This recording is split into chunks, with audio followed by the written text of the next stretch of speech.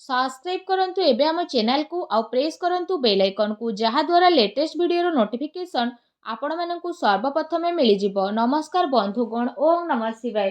बंधुगण, आजिर वीडियो रे आमे आपण मानकु कहिबु तृतीय सप्ताह अर्थात 15 रु 21 तारिख पर्यंत समय आपणकर किपरि कटिबो, केउ प्रकारर ए सप्ताह को आपण प्लानिंग करिवे, ए सप्ताह आपणकर किपरि कटिबो, विशेष भाବରେ जदि कहबा केउ सब जिनिस रे आपणकु फायदा मिलिबो, केउ सब जिनिस रे आपणकु सावधानता अवलंबन करबाकू पड़िबो, आपणक लव लाइफ, कैरियर, बिजनेस, व्यापार ए सप्ताह रे किपरि रहिबो, ता सहित प्रतिटी दिन को आपण किपरि कटेइबे, स्वास्थ्यर महत्वपूर्ण इनफॉरमेशन मध्ये आमे वीडियो रे आपण मानकु देबु।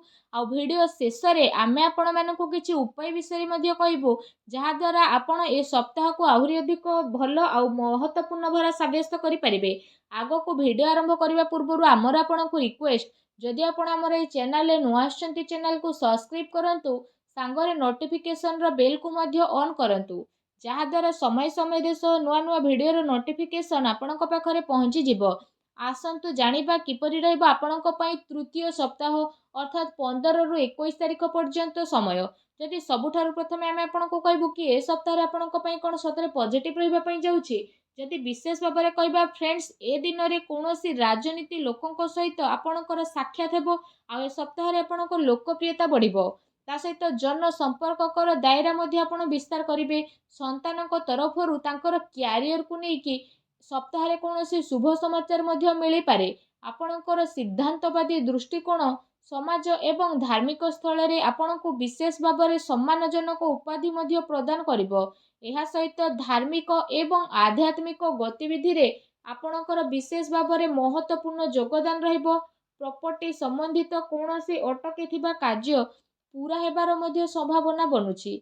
ता सहित ए दिनर समय रे आपणको बहुत भलो स्थिति रहिबो। ता सहित जदि कहिबा भाग्य एवं संतान संबंधित कार्य रे मध्ये सुविधा आपणको प्राप्त होई जिवो। आपणकर विवेक एवं आदर्शवादी स्वभाव विशेष भाବରେ आपणको पई महत्वपूर्ण उपलब्धि नै कि आसीबो। ता सहित ग्रहर स्थिति ए दिन रे आपणक पई काफी संतोषजनक रहिबो। जो लोक माने आपणक खिलाफ रे थिले से लोक माने विशेष भाବରେ आपणक पक्ष रे रहिबे, आ संबंध रे मध्ये आपणकर काफी सुधारता देखिबाकू मिलिबो। सबु कार्य ए सप्ताह रे आपणकर शांतिपूर्ण भाବରେ संपन्न हेबार नजर आसीबो। ता सहित भावुकता कारणरू वैवाहिक दृष्टिकोण आपणक काम रे सहायक प्रदान करिवो। ए दिन रे आपणकर सकारात्मक आ संतुलित भावना आपणको आगको बढ़िबा एवं निजर कार्य को सुचारू रूप रे संपन्न करिबारे मध्ये बहुत सहाय्य सहयोग प्रदान करिवो। घरे कोनोसी धार्मिक उत्सवर मध्ये विशेष भाବରେ ए दिन रे योजना बनिबो। आपण पुणी थरे निजे निजकु ताजा विशेष भाବରେ अनुभव करिवे। एहा सहित जदि कहबा अटकी थिबा पेमेंट मध्ये मिलिबा कारणरू विशेष भाବରେ आर्थिक स्थिति रे आपणकर काफी टाइम पर्यंत सुधार आसीबो, जहा द्वारा आपणको काफी खुशी मिलिबो एवं आपणक मन बहुत ही प्रसन्न रहिबो। आसंतु जानिबा ए दिन रे आपणक पई कोन नेगेटिव रहिबो। कोनोसी भी प्रकारर उधारी ठारू ए सप्ताह रे आपण दूरी रुहंतु। धन लेण देण संबंधित कार्य करिबा ठारू आपण छलना बा धोकार मध्ये शिकार होई पारंती। कोनोसी भी काम करिबारे अधिक भाबी चिंती कि निजर टाइम को लगांतु नाही। एहा द्वारा समय आपणक हातरू बाहरी मध्ये जाई पारे। सामाजिक संपर्क को मधुर बनाई के रखिबार अति आवश्यकता रहिछि, कारण केबे केबे किछि नकारात्मक पुरुणा कथा पुणी थरे मध्ये उठी पारे, जहा द्वारा जदि कहबा आपण निजर मनोबल रे काफी टाइम पर्यंत कमी अनुभव करिवे।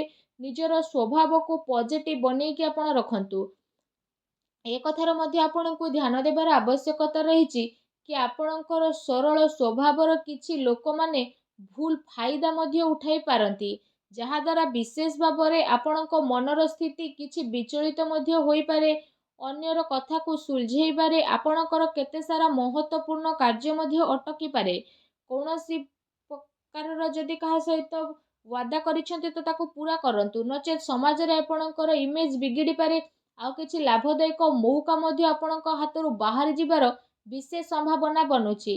एहा सहित जदि कहिबा देखा देखी प्रक्रिया रु आपण दूरी के रुहंतु। ए समय रे धन संबंधित किछि नुकसानदायक स्थिति मध्ये हेबो, जहा द्वारा जदि कहबा कोनोसी भी प्रकारर निवेश को आपण ए समय रे बाहर करि दियंतु।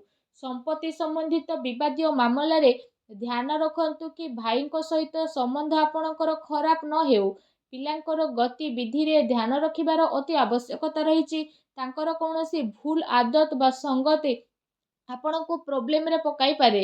ସେସବୁକୁ ସକାରାତ୍ମକ କାର୍ଯ୍ୟରେ ଆପଣ ନ୍ୟସ୍ତ କରିବା ଅତି ଆବଶ୍ୟକ ରହିଛି, ଯାହା ତାଙ୍କର ଭବିଷ୍ୟତ ପାଇଁ କାଫି ଲାଭଦାୟକ ସିଦ୍ଧ ହେବ।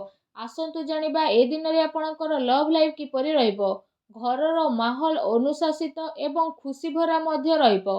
ପ୍ରେମ ସମ୍ବନ୍ଧରେ ମର୍ଯ୍ୟାଦା ବନେଇ ରଖିବାର ଆବଶ୍ୟକତା ରହିଛି। ଆପଣ ଆପଣଙ୍କର ସମସ୍ୟାକୁ ସୁଲଝେଇବାରେ ନିଜର ଜୀବନସାଥୀ ଆଉ ପିଲାଙ୍କର ପୁରା ସହଯୋଗ ମିଳିବ, ଯାହାଦ୍ୱାରା ଆପଣଙ୍କର ଆତ୍ମବିଶ୍ୱାସ ମଧ୍ୟ କାଫି ଭଲ ବନିକି ରହିବ।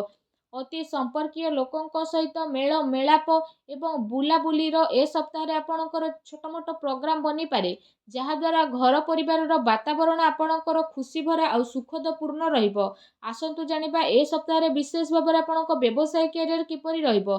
ଯଦି କହିବା କାର୍ଯ୍ୟସ୍ଥଳରେ ନିଆଯାଇଥିବା ଠୋସ୍ ନିର୍ଣ୍ଣୟ ଆପଣଙ୍କ ପାଇଁ ବହୁତ ଭଲ ରହିବ ଆଉ ସଫଳତା ମଧ୍ୟ ଆପଣଙ୍କୁ ଅବଶ୍ୟ ମିଳିବ।